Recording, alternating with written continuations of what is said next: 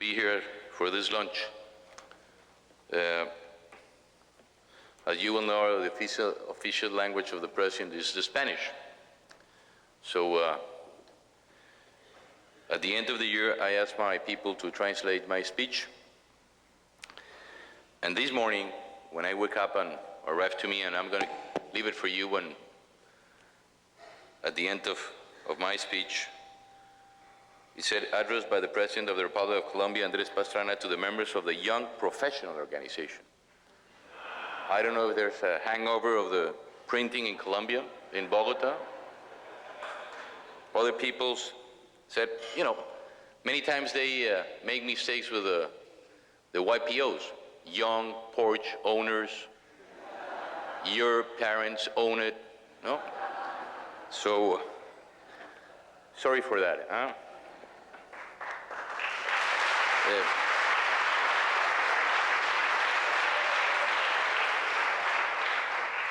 Sometimes things are not what they appear to be. Maybe they are not examined by the right perspective in order to understand them in depth. And one of the problems of modern life, to be sure, is the lack of time that induces us very often to content ourselves with superficial analysis of reality. When I think about Colombia, this wonderful country where you arrived today with the enduring purpose of getting to know about its essence and its truth, I realize that many times, sadly, the current vision of my country is incomplete, biased, and even distorted, being centered in our main problems, which are real and we do not pretend to hide, but it fails to emphasize the vital dynamics of 40 million Colombians that are good, joyful, and hardworking, the inhabitants of a beautiful country endowed with plenty of natural and human wealth. When I think about all this, I remember the text of a letter I very often quote to my friends abroad. It was written by Maria. Maybe you understand Maria. Maria is an adolescent girl who was sent by her parents to study in another town or in another country, to tell her parents about the latest news. Allow me to share it with you. Please be kind to put yourselves for a moment in the place of the surprised and worried parents and think about what you will do if you were to receive such a letter. Dear Dad and Mom, imagine Maria in another country. I am very sorry it took me so long to write you again, but my letter notepad was lost on the night the dorm was set on fire due to the student strike and the subsequent revolt. I am now out of danger, and I was released from the hospital. The doctor just told me I will recover my eyesight in a few days. We will be completely sure when I have the bandage removed from my face. Juan, the boy who saved me from the fire, offered me very kindly to stay with him in his apartment until the dorms are rebuilt. He belongs to a very nice family, so I hope you won't be too upset when I tell you we will get married very soon. As a matter of fact, you both have always wanted to have a grandchild, and so I am very pleased to announce you that your grandchild will be born in a month, more or less. Please do not pay much attention to this preceding text, which is in fact an exercise in composition and grammar. There has been no such a fire. I haven't been to a hospital. I am not pregnant, and I don't even have a boyfriend. What happened really is that I got back bad marks in mathematics as well as chemistry, French, and physics, and I just want you to get this news in the right perspective. With love, Maria.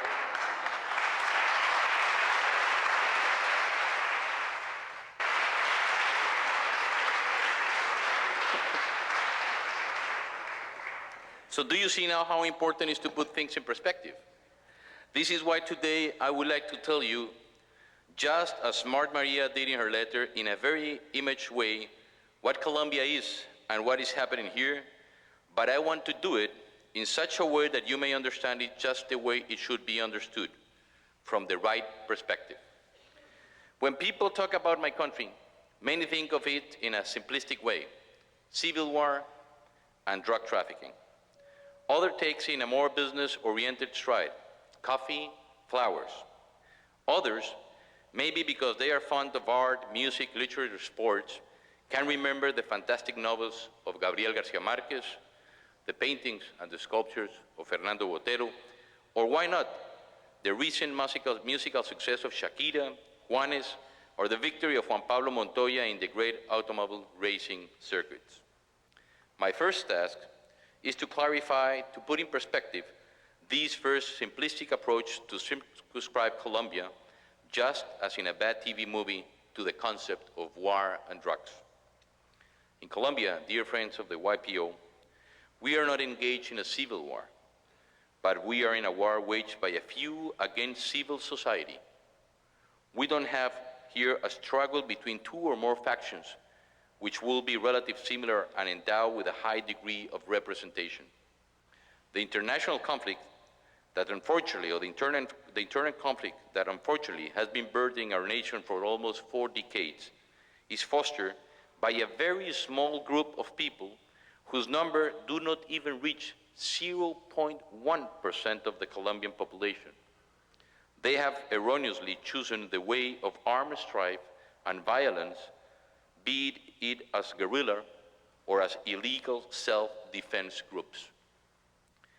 What we, the remaining 99.9% of the Colombians, do through the legitimate forces of our institution, that is, through our armed forces, is to defend ourselves against the constant and unjustified aggression. In so doing, we always respect human rights and abide by the rules set for international humanitarian law. During my whole administration, I have strived to reach with the subversive groups a solution to the conflict through dialogue and political negotiation. In this, I have been fully supported by the various political and social forces of my country, and I have followed the mandate Colombians gave me through the polls. It hasn't been easy nor swift, because these processes are neither easy nor swift, but we have never given up this will of peace in which, moreover, we have had the company and support of the international community, which is even more conscious of the real situation of the Colombian conflict and who actively demands from the illegal groups to stop assassinations, the kidnappings, the planting of anti-personnel mines, and the attacks to innocent civilian populations, among other practices against international humanitarian law. Today, we are keeping a process of negotiation with the FARC, which has overcome a series of huge obstacles, and we are working in the consolidation of the dialogue with the ELN guerrilla. Peace is an objective that has always guided and will always guide my actions as a chief of state, because I am full conscious that only through peace we will be able to reach true social justice. But peace resists also in the strengthening and professional drive of a public armed forces that is the warrant of the solidarity of the democratic institutions. This is why, during these last 3 years, we have been strengthening as never before the Colombian armed forces, increasing the number of soldiers, the technological and transportation equipment, improving their capacity and training them in the respect of human rights and the compliance with international humanitarian law. Colombia has now the strongest and most professional armed forces in its history. They are ready to confront the violent, but above all, they are ready to work for the cause of peace and the defense of the civil society. It is not a mere coincidence that they are presently the institution with the widest popular support in the whole country. And what about drugs? Is not Colombia the first cocaine producer of the world? Unfortunately, yes. But in this matter, we are the victims and not the villains. My country has given the life of its best men and women in the war against drug trafficking, and it has spent huge amounts of economic and natural resources to fight this scourge of worldwide proportion, which will not exist without the millions of addicts from many countries, without the chemical ingredients sold by the developed countries, without the tax havens that allow the laundering of assets, and without the indiscriminate traffic of weapons. Colombia is doing the best it can, but we cannot be successfully by ourselves. This is why we have invoked the principle of shared responsibility, thanks to which the international community has understood that just as the problem belongs to all of us, so the burden of the solution must be shared by everyone. In this we worked recently, especially because the drug trade, as it was clearly demonstrated in both Afghanistan and Colombia, is the source of financing of the groups that spread violence and pain all through our planet. Now let's shift our attention now to another point in order to answer a question many of you have been certainly asking. How was the economic performance of Colombia in the midst of this conflict and of the critical international situation? We will certainly be astonished. You will certainly be astonished. The strength and solidarity of the Colombian economy is presently such that the London-based International Financing Review, the IFR, has just selected us as winners of Sovereign Borrower and the Latin American Borrower Awards for our adequate strategy of financing and recovery in the field of external investment.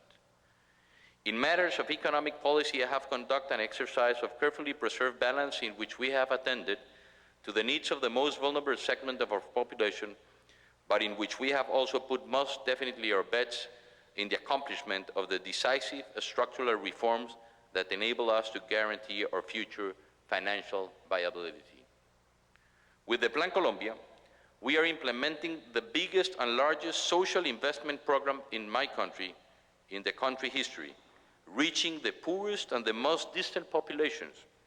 We are spending close to $1 billion in food and education subsidies direct to the mothers of the families with the direst needs, to build communal works and faster employment, to train unemployed young people, and to build and improve roads in the zones that are affected by violence. Working also with responsibility and undoubtedly putting the contribution our population reserves, we have taken the difficult decision required for the preservation of our economic health. With these purposes in the mind, we have performed a severe adjustment in government expenses, tax reform, and a reform in the legal framework concerning the financial transfers from the nations to the regions, with the objective of reducing the fiscal deficit and to ensure the return to a path of growth. Today, Colombia is back in a sustained growth after showing unusual recessive behaviors in 1999. During the last year, 2001, for instance, we had moderate growth, but it was nonetheless double the average growth of the rest of the Latin American countries. We stabilized our exchange rate, and now it fluctuates freely and steadily.